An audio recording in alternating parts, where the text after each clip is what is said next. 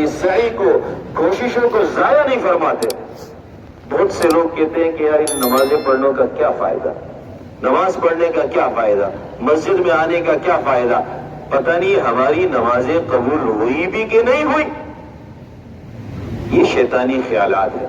یاد رکھیے، اگر آپ کی فجر کی نماز قبول نہ ہوتی، اللہ زور کی توفیق نہ دیتے، زور کی قبول نہ ہوتی، عصر کی توفیق نہ دیتے، عصر کی قبول نہ ہوتی، مغرب کی توفیق نہ دیتے۔ یہ تو قبولیت کی نشانی ہے۔ یہ مایوسی کی بات ہے کہ کیا ہوگا ہمارے ٹکر مارنے کا، کیا ہوگا ہمارے مسجد میں جانے کا۔ اللہ کسی کے عمل کو ضائع نہیں فرماتے۔ اس کی مثال یوں سمجھ لیجئے، جیسے آپ اپنے بچے پر مہربان اور شفیق ہیں۔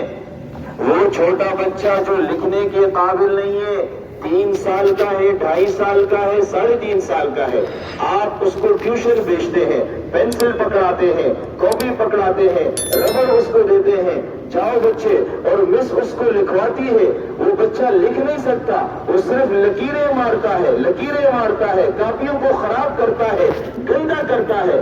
لیکن جب وہ بچہ پڑھ کر آتا ہے، اماں پوچھتی ہے، ابا پوچھتے ہیں، بیٹا کیا پڑھ کر آیا، کیا لکھ کر آیا؟ وہ بچہ بڑے خوشی کے ساتھ کاپی کھولتا ہے اور وہ گندا کاپی آپ کو دکھاتا ہے اور اس میں کچھ بھی نہیں ہے، وہ لکیریں مار کر آتا ہے۔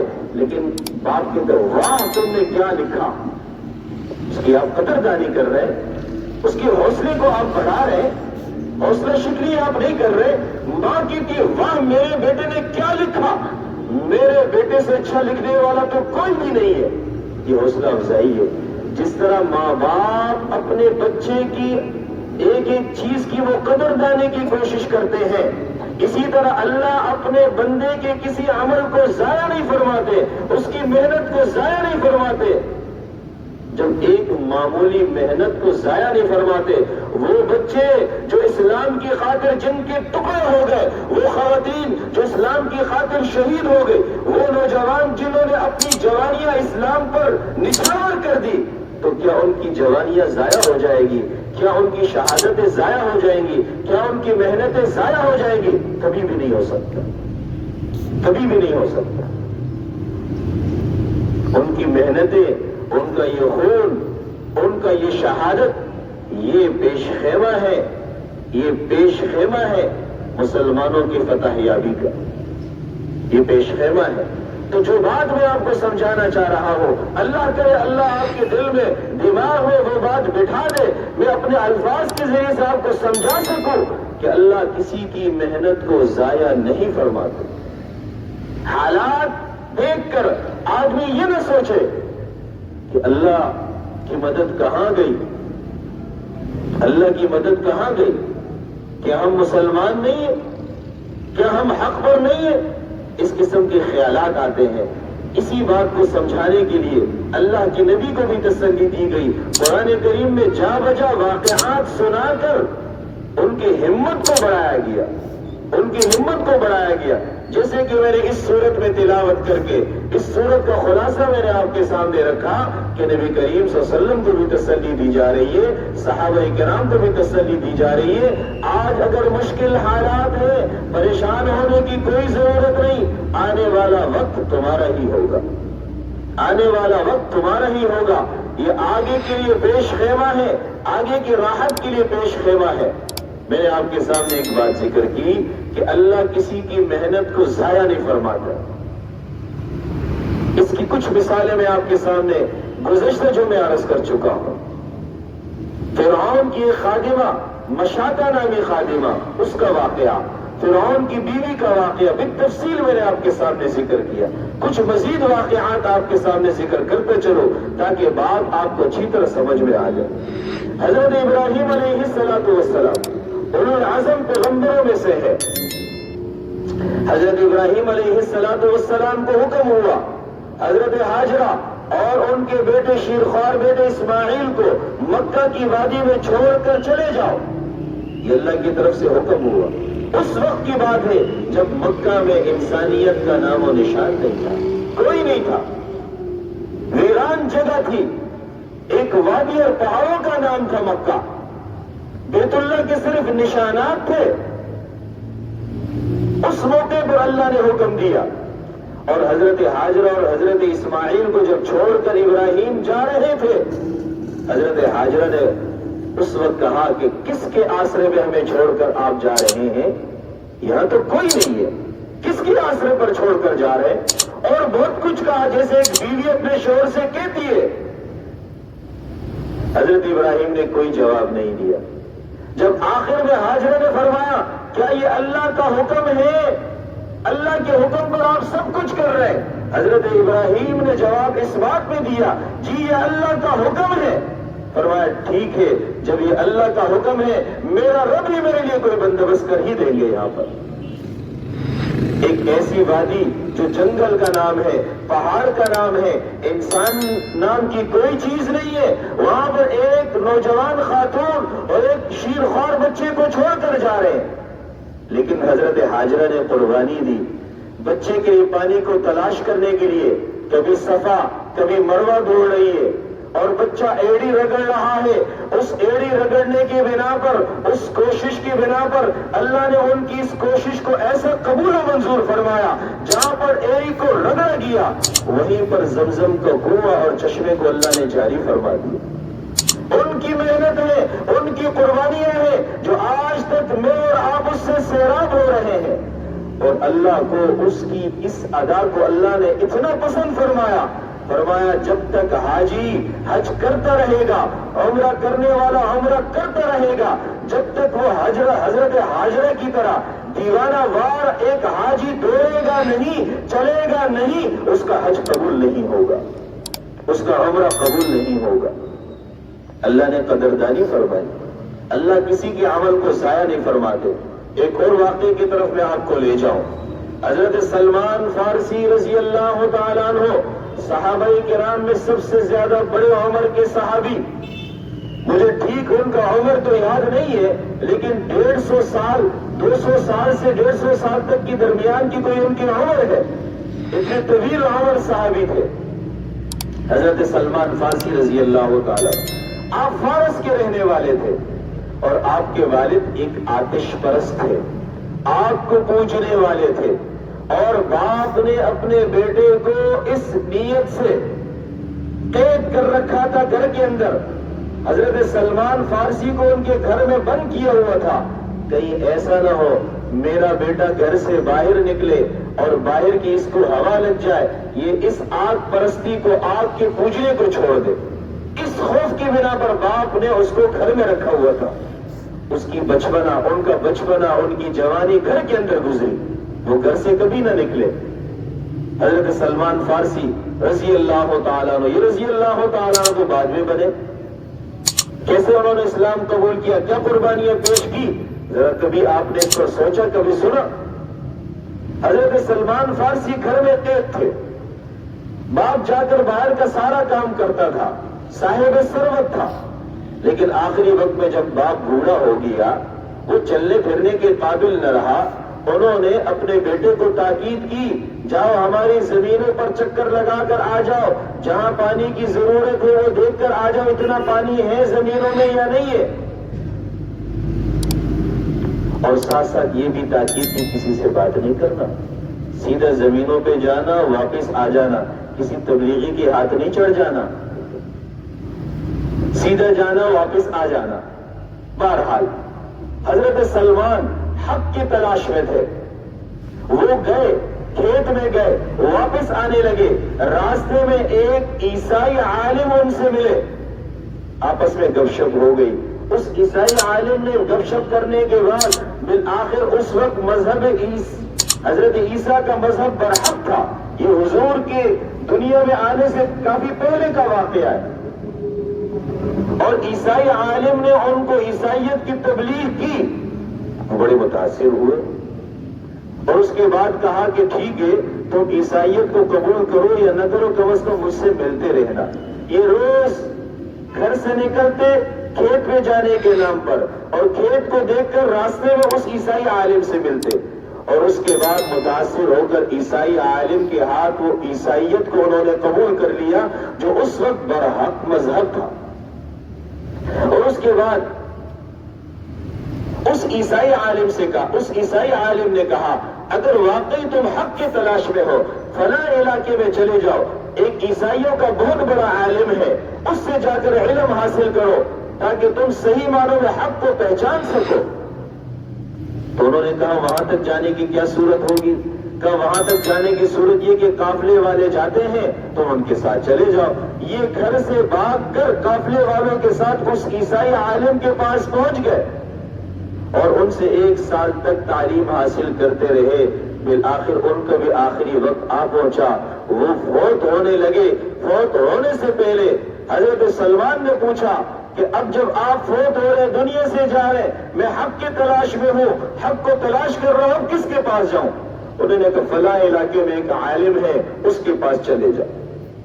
اب حصول علم کے لیے حق کے تلاش کی غرض سے دوسرے عالم کی طرف وہ چل پڑے، دوسرے علاقے کی طرف چل پڑے۔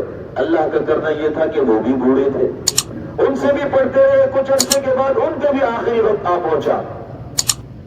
ان کی وفات سے پہلے حضرت سلمان فارسی رو پڑے گی کیا مسئلہ ہے، جس کے پاس بھی جاتا ہوں اس کا آخری وقت آ پہنچتا ہے۔ جیسے کہ میرے ایک دوست اچھے عالم ہے، وہ مجھ سے کہنے لگے میں جس بزرگ سے بھی بیعت کرتا ہوں وہ فوت ہو جاتا ہے۔ میں نے کہا خدا کے لیے آپ کسی بھی بزرگ سے بیعت نہ کریں، آپ ہمارے بزرگوں کو دنیا سے رخصت کر رہے ہیں۔ میں نے اس عالم سے کہا میں آپ کے سامنے ہاتھ جوڑتا ہوں، آپ کسی عالم سے بیعت نہ کریں، کیونکہ آپ خود کہہ رہے ہیں خواجہ محمد خان صاحب سے میں نے بیعت کی وہ فوت ہو گئے، حکیم اختر صاحب سے میں نے بیعت کی وہ فوت ہو گئے، 6-7 عالموں کا نام لیا تو میں نے آخر میں کہا آپ کے سامنے میں ہاتھ جوڑتا ہوں، آپ کسی سے بیعت نہ ہو۔ بہرحال حضرت سلمان رضی اللہ تعالیٰ عنہ اس عیسائی عالم کے پاس پہنچے، وہ رو رہے تھے کہ میں حق کی تلاش میں ہوں اور ان کا بھی آخری وقت آ پہنچا، ابھی تک اچھی طریقے سے میں نے علم حاصل نہیں کیا۔ اس عیسائی عالم نے کہا پریشان ہونے کی ضرورت نہیں ہے، نبی و آخر الزمان کا وقت قریب آ گیا، نبی و آخر الزمان کا وقت قریب آ گیا، اب تمہیں کسی کے پاس جانے کی ضرورت نہیں ہے، یثرب شہر چلے جاؤ، مدینہ جس کا نام ہے، پہلا نام یثرب تھا، وہاں چلے جاؤ، اس نبی کا ظہور وہیں پر ہوگا۔ اور اس کی پہچان بھی بتلا دی، پہچان یہ بتلا دی وہ ہدیے کو قبول کریں گے، صدقہ کا مال قبول نہیں کریں گے۔ اب یہ ایک قافلے کے ساتھ مدینہ منورہ کی طرف رواں دوا ہو گئے، ان کے آگے پیچھے کوئی نہیں تھا، ان قافلے والوں نے ان کے ساتھ دھوکہ کیا۔ کیا دھوکہ کیا؟ مدینہ لے جانے کے بعد کہا کہ یہ ایک غلام ہے اور کسی کے ہاتھ اس کو فروخت کر دیا، اور ایک عیسائی ایک یہودی نے ان کو خرید لیا۔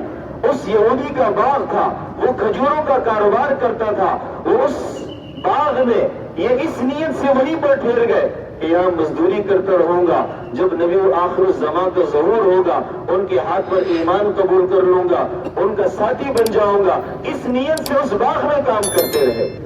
اب باغ میں کام کرتے رہے، ایک مرتبہ کھجور کے درخت پر آپ چڑھے ہوئے تھے، اس یہودی کا ایک اور دوست آیا، اس نے آ کر کہا یار مدینہ میں ایک شخص آیا ہے، وہ کہتا ہے کہ میں نبی ہوں، نبی آخر الزمان ہوں، اور اس کی یہ باتیں ہیں۔ اب یہ کھجور کے درخت کے اوپر چڑھ کر کام کر رہے تھے، جیسے اس نے یہ سنا اس نے چھلانگ مار دی، اور چھلانگ مارنے کی بنا پر ان کے پیر میں چوٹ بھی لگی، اور اس نے جا کر کہا اچھا وہ کہاں ہے، وہ نبی آخر الزمان کہاں ہوں گے؟ تو باغ کے مالک نے ایک زوردار تھپڑ رسید کیا، تجھے اس سے کیا لینا دینا، چلو جاؤ اوپر کام کرو۔ اور اس کے بعد انہوں نے سوچا کہ اب کیسے نبی آخر الزمان تک پہنچو۔ اتوار کے دن یا ہفتے کے دن، ہفتے میں ایک دن ان کی چھٹی ہوتی تھی، وہ کھجوریں لے کر نبی کریم صلی اللہ علیہ وسلم کا پوچھتے پوچھتے ان تک پہنچ گئے اور آپ کے رخ انور کی زیارت کر لی، اور زیارت کرنے کے بعد آپ کو کھجور دیا اور کھجور کہا کہ یہ میں آپ کے لیے صدقے کا مال لایا ہوں، یہ آپ قبول کر لیجئے۔ حضور نے جواب میں فرمایا ہم صدقے کا مال نہیں لیتے، یہ آپ اپنے پاس رکھیں، اور قبول کرنے سے آپ نے معذرت کر لی۔ عیسائی عالم نے ایک نشانی یہ بتلائی تھی، اور اس کے بعد کچھ اور کھجور دیا، فرمایا یہ آپ کے لیے ہدیہ ہے۔ نبی کریم صلی اللہ علیہ وسلم نے فوراً قبول فرمایا ہاں ہم ہدیہ کے مال کو قبول کرتے ہیں، اور اس میں سے آپ نے کچھ کھایا بھی اور اپنے ساتھیوں کو کھلایا بھی۔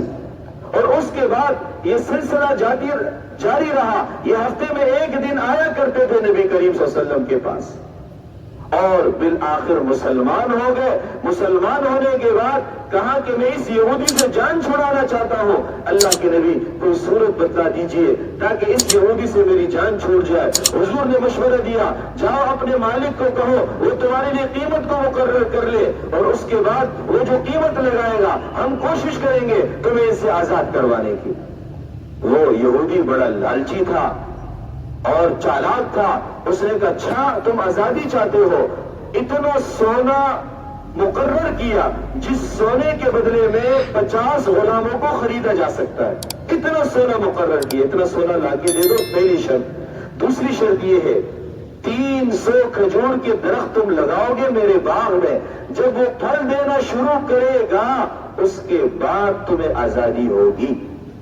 نبی کریم صلی اللہ علیہ وسلم کے پاس آئے کہ میرے مالک نے یہ شرط لگا دی. حضور نے فرمایا کوئی پریشانی کی بات نہیں ہے, اللہ کی طرف متوجہ ہو جاؤ, اللہ سے مانگو, اللہ اس کا بندوبست فرما دیں گے. ابھی حضرت سلیمان بیٹھے ہوئے تھے, ایک صحابی رسول آئے, انہوں نے سونے کا ایک ٹکڑا لا کر دیا اور کہا کہ اللہ کے نبی یہ میں اللہ کے راستے میں خرچ کرنا چاہتا ہوں, صرف کرنا چاہتا ہوں. حضور نے وہ سونے کا ٹکڑا لے کر حضرت سلمان کو دے دیا, کہا جاؤ اپنے مالک کو یہ سونے کا ٹکڑا پیش کر دو.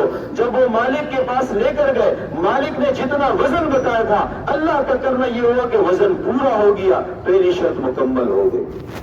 اب دوسری شرط کی باری آئی. یہ انہوں نے 40-50 سال کی تکلیفیں برداشت کر کے حضور کے پاس پہنچے, بیچ میں بڑا عرصہ گزرا. اب دوسری شرط, حضور نے فرمایا کوئی بات نہیں, ان درختوں کو تیار کرو, ان پودوں کو تیار کرو, میں اپنے ہاتھ سے ان کو لگاؤں گا, میں اپنے ہاتھ سے ان کو لگاؤں گا. اس کے بعد حضرت سلمان فارسی نے ان درختوں کو, ان پودوں کو تیار کیا, حضور نے اپنے ہاتھ سے لگایا. یہاں جو لوگ زراعت پیشے سے تعلق رکھنے والے ہیں یا جن کو کچھ نہ کچھ سمجھ بوجھ ہے وہ جانتے ہیں کھجور کے جو پودے ہوتے ہیں 5 سال میں بڑے ہوتے ہیں, اس کے بعد وہ پھل دیتا ہے.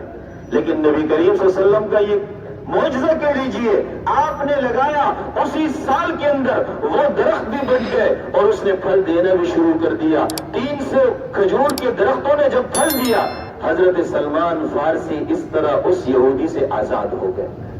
اب جب ان سے آزاد ہو گئے, پوچھا اللہ کے نبی اب میں کیا کروں, میرا تو آگے پیچھے کوئی بھی نہیں ہے. حضور نے فرمایا اصحاب صفہ میں شامل ہو جاؤ, حضرت ابو بکر اور عمر کے ساتھ شاگردی اختیار کر لو. اصحاب صفہ ایک مدرسہ ہے جو مدینہ منورہ میں مسجد نبی کے ساتھ تھا, اس میں شامل ہو جاؤ, ان طلباء میں شامل ہو جاؤ. وہ ان طلباء میں شامل ہو گئے, علم حاصل کرتے رہے, علم حاصل کرتے رہے. ایک وقت ایسا آیا نبی کریم صلی اللہ علیہ وسلم نے فرمایا سلیمان منا واہل البیت, سلیمان میرے خاندان میں سے ہے اور اس کی حیثیت اہل بیت کی طرح ہے, جیسے میرے اولاد کی حیثیت ہے وہی حیثیت حضرت سلیمان کو بھی حاصل ہے, وہی حیثیت حضرت سلیمان کو بھی حاصل ہے. سلیمان منا واہل البیت, سلیمان میرے خاندان میں سے ہے, میرے اولاد کی طرح ہے, میرے خاندان کی طرح ہے اور یہ اہل بیت میں سے ہے. دیکھیے انہوں نے قربانی پیش کی, قربانی پیش کرنے کے نتیجے میں اللہ نے یہ مقام عطا فرمایا. ایک آدمی اہل بیت میں سے نہیں ہے, حضور کے خاندان میں سے نہیں ہے, لیکن اللہ کے نبی اپنی زبان مبارک سے فرما رہے یہ میرے خاندان میں سے ہے, میرے اہل بیت میں سے ہے. اور اسی سلیمان حضرت سلمان فارسی نے غزوہ خندق کے موقع پر خندق کھودنے کی انہوں نے تجویز دی اور ان کی تجویز پر حضور نے عمل کیا. اللہ نے فتح یابی سے ہمکنار فرمایا. کہتے حماس والے بھی خندق کھود رہے ہیں اور سرنگیں کھود رہے ہیں, یہ کہاں سے آیا, یہ تجویز انہوں نے کہاں سے لی؟ انہوں نے غزوہ خندق سے یہ سب کچھ سیکھا, انہوں نے غزوہ خندق سے یہ سب کچھ سیکھا. اور یاد رکھیے میں مطالعہ کرتے ہوئے ایک حدیث میرے سامنے سے گزری, نبی کریم صلی اللہ علیہ وسلم نے ارشاد فرمایا کہ قیامت کے دن ہوگا اور اسی فلسطین, اسی غزہ اور اسقلان کے سرزمین سے 50,000 شہداء اٹھیں گے جن کے ہاتھ میں ان کا سر ہوگا, جن کے جسم زخمی ہوں گے, اور اسی حالت میں قیامت کے دن وہ اٹھائے جائیں گے. ابھی تو 10,000 تک پہنچے ہیں. ابھی تو 10,000 تک پہنچے ہیں. ان حالات کی پیشن گوئی اللہ کے نبی 1400 سال پہلے کر چکے ہیں. 1400 سال پہلے کر چکے ہیں. ان کے خون رائے گا نہیں جائے گا, ان کا خون رائے گا نہیں جائے گا. تو میں نے آپ سے کہا جو بھی دین کے لیے قربانی پیش کرے اللہ اس کی قربانی کو ضائع نہیں فرماتے. ایک دوسرے صحابی رسول, واقعات تو بے شمار ہے, میں آپ کے سامنے کون کون سا واقعہ ذکر کروں. ایک دوسرے صحابی رسول حضرت عبداللہ ذوالبجادین, یہ بھی صحابی رسول ہے. یہ مکہ مکرمہ میں سب سے قیمتی لباس پہننے والے صحابی تھے, سب سے زیادہ قیمتی لباس پہننے والے صحابی تھے. یہ اپنے دوستوں کے ساتھ سیر و تفریح کرتے ہوئے مدینہ منورہ گئے, حضور سے ملے, حضور کے چہرے انور کو دیکھ کر متاثر ہوئے اور مسلمان ہو گئے. اور جب واپس مکہ مکرمہ میں آئے تو مکہ مکرمہ میں اپنے چچا کے پاس یہ پرورش پا رہے تھے, ان کے گھر میں رہ رہے تھے, ان کے والد فوت ہو چکے تھے. تو انہوں نے مکہ آ کر اپنے ایمان کو چھپایا. لیکن ایک دن تلاوت کر رہے تھے یا نماز پڑھ رہے تھے, چچا کو پتہ چل گیا. چچا نے کہا کیا تو مسلمان ہو گیا؟ انہوں نے کہا جی ہاں میں مسلمان ہو گیا ہوں. ایمان چھپانے سے چھپ نہیں سکتا. اور اس کے بعد چچا نے کہا اگر تو نے کفر اختیار کر لیا تو ٹھیک ہے, میرے گھر میں رہ سکتا ہے. اگر نہیں اختیار کیا, اسلام پر قائم رہا, میں تجھے گھر سے بھی نکال دوں گا, دولت سے بھی جدا کر دوں گا. اس نے کہا میں ایمان کو نہیں چھوڑ سکتا, آپ جو کچھ کرنا چاہے کر لے. چچا نے کہا تیرے جسم پر جو لباس ہے یہ میرے کپڑوں کا ہے, اس کو بھی اتار. اور اس کے بعد دن دہاڑے ان کے جسم سے کپڑوں کو اتارا گیا, شلوار کو اتارا گیا, قمیض کو اتارا گیا, اور اسلام کی خاطر, ایمان کی خاطر گھر سے ننگا کر کے نکالا گیا. اور ان کی ماں دیکھ رہی تھی, کچھ بول نہیں سکتی تھی. ماں نے کھڑکی سے چادر پھینک دی اور اس نے چادر اٹھا کر اس کے 2 ٹکڑے کر کے اپنے جسم کو چھپایا اور سوچا اب کہاں جاؤں. کہا جس کی خاطر مجھے گھر سے نکالا گیا اسی کے پاس چلے جاؤں. اور مدینہ منورہ پہنچے. نبی کریم صلی اللہ علیہ وسلم نے ان کی اس حالت کو بھی دیکھا جب مکہ مکرمہ میں سب سے قیمتی لباس پہنتے تھے. آج اس حالت کو بھی حضور دیکھ رہے ہیں کہ اسلام کی خاطر وہ لباس اتارا گیا اور آج وہ ایک تنے تنہا چادر میں حضور کے سامنے آ رہے. اللہ کے نبی ان کی اس حالت کو دیکھ کر رو پڑے اور ان سے بھی فرمایا ٹھیک ہے آج تمہارا کوئی نہیں ہے, آج میں محمد ہی تمہارا سب کچھ ہو, جاؤ اصحاب صفہ میں شامل ہو جاؤ. اصحاب صفہ میں شامل ہو گئے. اور اس کے بعد ایک وقت ایسا آیا کہ میدان جہاد میں صحابہ جا رہے تھے, حضرت عبداللہ بھی ساتھ چلے گئے, وہاں جا کر بیمار پڑ گئے. خط بھیجا گیا مدینہ منورہ کے اندر, اللہ کے نبی آپ کے چہتے صحابی بیمار پڑ گئے, ان کی حالت خراب ہو گئی. حضور خود میدان جہاد میں پہنچے. میدان جہاد میں پہنچنے کے بعد آپ نے جا کر دیکھا آخری وقت ہے, آپ نے ان کے سر کو اپنے گود میں لیا اور حضرت عبداللہ حضور کے چہرے کو دیکھ رہے تھے, مسکرا رہے تھے. اسی مسکرانے کی حالت میں حضور فرما رہے تھے لا بأس طہور انشاءاللہ, کوئی پریشانی کی بات نہیں ہے. اسی حالت میں آپ کے چہرے پر, آپ کے ماتھے پر حضور ہاتھ پھیر رہے تھے اور حضرت عبداللہ کی نگاہ حضور کے چہرے پر تھی. نگاہ حضور کے چہرے پر ہے اور کلمہ جاری ہوا زبان پر اور آپ کی روح قبض ہو گئی. اور اس کے بعد جب آپ کو مدینہ منورہ لایا گیا, کفن دفن کا انتظام کرنے کی باری آئی, حضور نے فرمایا عبداللہ نے بڑی قربانی پیش کی, لہذا بطور کفن کے میرے چادر کو بطور کفن کے استعمال کیا جائے. حضور اگر کسی چیز کو ہاتھ لگا لے اس پر جہنم کی آگ حرام ہے. جس جسم پر حضور کی چادر کو بطور کفن کے پہنایا جائے اس جسم کا کیا ہی کہنا. اور اس کے بعد جب قبر میں اتارنے کی باری آئی, حضور نے فرمایا کسی کو اس کا والد قبر میں اتارتا ہے, کسی کو اس کا بیٹا قبر میں اتارتا ہے, قریبی رشتہ دار اتارتے ہیں. آج دنیا میں عبداللہ کا سب سے قریبی محمد الرسول اللہ ہے, میں اپنے ہاتھوں سے اسے قبر میں اتاروں گا. اور اس کے بعد حضور قبر میں اترے. قبر میں اترنے کے بعد آپ نے اپنے ہاتھوں سے قبر میں رکھا اور رکھتے ہوئے آسمانوں کی طرف نگاہ اٹھائی, فرمایا اے میرے اللہ میں عبداللہ سے راضی ہوں, تو بھی راضی ہو جا. اس موقع پر حضرت عمر فرمانے لگے کاش کہ عبداللہ کی جگہ عمر ہوتا, یہ دعائیں عبداللہ کی بجائے عمر کو مل جاتی تو کتنی ہی اچھی بات ہوتی. تو انہوں نے اسلام کی خاطر قربانی پیش کی. اللہ نے دنیا میں مقام عطا فرمایا، حضور کی چادر مبارک میں بطور کفن ان کو پہنایا گیا، حضور نے اپنے ہاتھ سے ان کو قبر میں اتارا اور آخری وقت میں دعا فرما رہے کہ اللہ میں عبداللہ سے راضی، تو بھی راضی ہو جا۔ تو یہ بات میں سمجھانا چاہ رہا ہوں، جو اسلام کی خاطر، جو دین کی خاطر، جو لوگ اپنی جوانیاں، اپنا بچپنا اور اپنا وہ بچپنا جو پھول جیسی زندگی ہوتی ہے، جنہوں نے اسلام کی خاطر لوٹا دی، اللہ ان کو ضائع نہیں فرمائیں گے۔ اللہ اس بات کی سمجھ ہمیں عطا فرمائے۔ وآخر دعوانا ان الحمد للہ رب العالمین۔